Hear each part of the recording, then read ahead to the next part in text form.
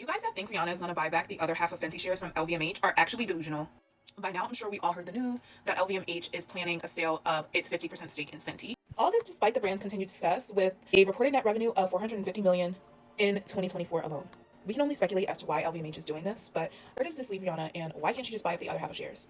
While Rihanna is clearly wealthy, a large portion of her wealth comes from Fenty itself.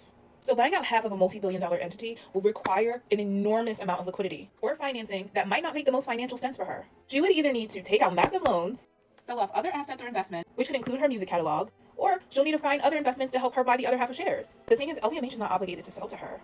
If a private equity firm offered $2 billion for Fenty tomorrow, why would they wait around for her to sort out complicated financing? It makes no sense.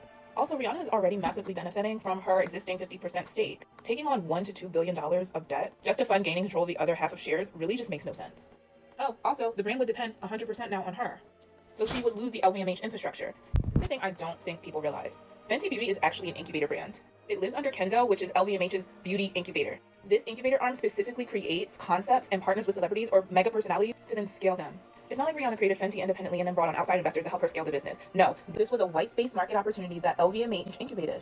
And I know there's a lot of discourse around LVMH dumping their black-owned brands after Off-White, and I get it, but I do think it's important to add the nuance that LVMH has also wound down incubated brands under Kendo, which include Kat Von D and Marc Jacobs Beauty.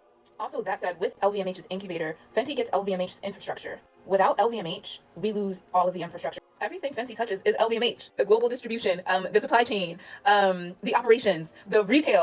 Her largest global retail partner, Sephora, guess what? Owned by LVMH. For many beauty brands, getting acquired by a conglomerate like LVMH or L'Oreal is an end goal because it doesn't get better than that infrastructure. So what would almost be the point of her bringing on new partners? Just to buy the other half of her stake. It really doesn't make any sense. And then if we strip away the infrastructure, all we have left is her celebrity. And in 2025, really, is that enough? Also, let's be honest, I feel like Rihanna's track record shows us that she's just not that ambitious. This is sort of the easiest way to coast while building a billion-dollar beauty brand and not really having to show up much. Why would she all of a sudden want to grind 24/7? As an award-winning former beauty founder, I'm here to tell you it's really not that fun. And honestly, with 3 kids and a brand new baby, I wouldn't want to do that shit anymore either. I won't lie, it's kind of fucked up that LVMH gets the credit for disrupting beauty off of the back of Fenty while profiting billions for them to just all of a sudden want to walk away.